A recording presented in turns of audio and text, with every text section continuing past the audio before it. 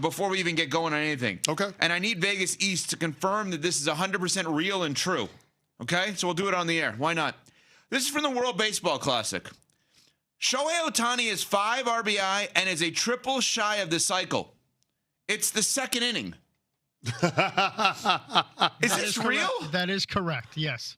Can you explain what's happened so far? Because I'm going to be honest. Yes, we want to be on top of all sports. In my show prep, personally, I was not watching the World Baseball Classic this morning. No, I did not have the WBC ready to go. No. So can you guys, Vegas East and Bristol, Nuno and Pat came off today. Can you explain what's going on here? Because this is insane. Well, I completely forgot that the game was on, but then I saw an email that said Ohtani just hit a grand slam. So I was just like, oh, let me throw it on. And then Ben, our that works on TV on our side with us, literally sent an email like, hey, any interest in Ohtani's grand slam call with the Japanese broadcast? That's a yes, so we'll have that later. He's also a triple away from the cycle in the second inning. So he's been up 3 times, obviously? That's what it feels like. That is insane. Nuts. It's nuts. A triple shy of the cycle in the second inning. We need. Can we find out if that has ever happened in the history of baseball? There's no way that someone has been 1 hit away from the cycle in the second inning of a game. No. There's no way that that's happened. Anyway, good morning. Your Lakers last Did night. not have that on the bingo card, by the way. Well, who would have? How can you even think to have something like that? That's insane. That's incredible. All right, so your Lakers lost last night. Now, you did get a big break. Not surprised, by the way. No, of course not. But you get a big break because randomly the Bulls beat the Suns, and you have to watch out for the play-in here, and the Suns are right behind you. But the storyline goes back to Luka. He gets his 15th technical foul. Now, this one... He's one away from a one-game suspension, yeah.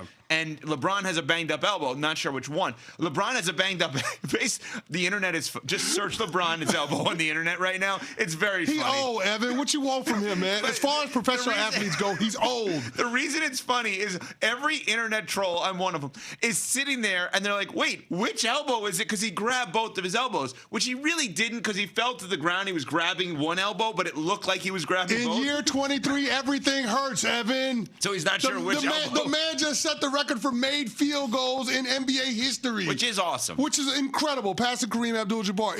It's wild to play that long and have that level of productivity. But yeah, he got knocked down, got hip checked by Joker, and he hit a funny bone. He just forgot which funny bone it was. What do you want me to say, man? That in itself is funny. I got to tell you. So Luka gets this technical foul last night. Now, I got to be fair. If it wasn't Luka, we probably all would be like, what is this? Because you watch it back, and he's just standing there, and we don't know what he said. We don't know what he said prior. But you know what? You've earned the reputation where you're the guy that has probably said enough to the ref during the course of the game that even something like that, if you've cursed at the ref 20 times prior to that, and you give that could get you a technical foul. Here is Luka postgame on the reason, in his mind, that he was given a technical foul last night. Just because I yelled it, I guess that's what he said. But I heard 3 other players saying the exact same sentence and didn't get a tech. And that's my problem. I was trying not to talk at all. It's the first thing I said, no warning or nothing. But I heard 3 other players saying the exact same thing and nothing. So it's just, I don't know what to say. Obviously, this is a 15, but in previous seasons, you've gotten to 15 and not gotten the 1-game suspension that comes with 16. I guess what for you needs to happen just to avoid it, or avoid it, like you've done in previous seasons? Don't get another tech. But you committing that you won't. We'll see. Can't predict the future. Okay, so I don't want to defend Draymond's technicals. But Draymond's technicals a lot of times are hard fouls. Yes, he gets his money's worth on the foul. Yeah, effort techs in some cases, right? Yeah. Sometimes it's about Draymond mucking it up a little bit. No doubt. There's a means to an end. But he gets his money worth out of the technical foul.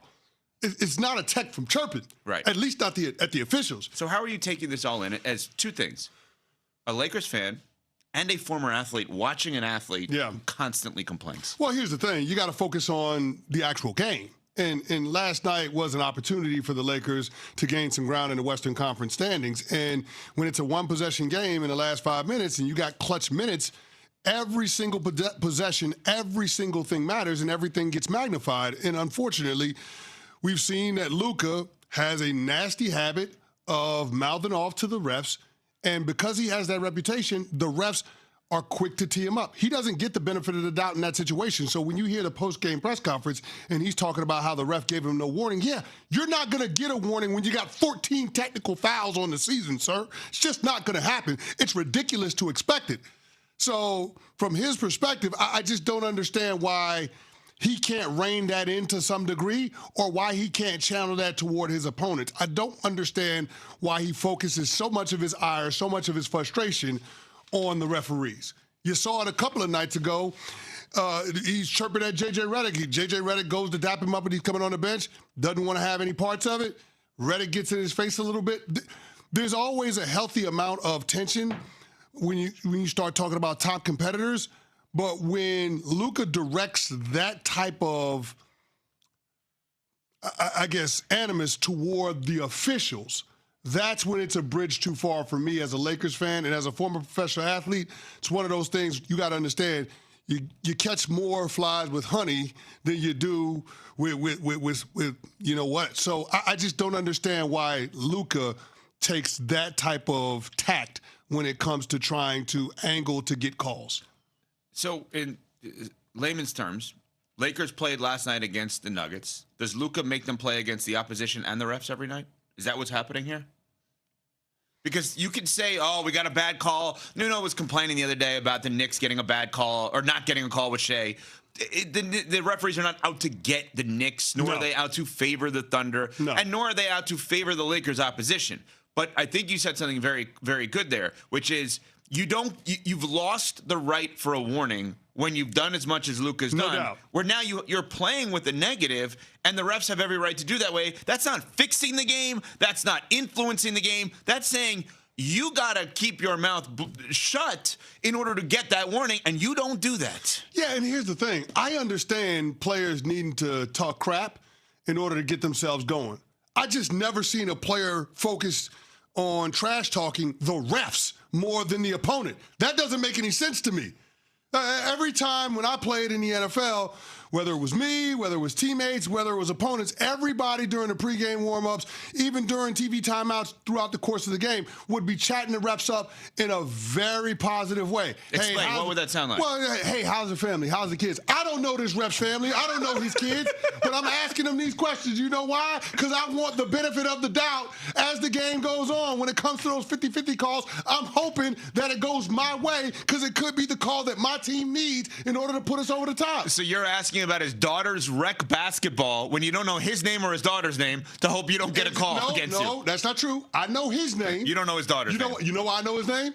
Because we get a scouting report on all of the officials that are going to be working the game the week of.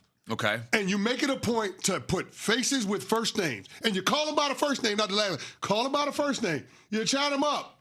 That's what you're supposed to do. But it's a positive thing.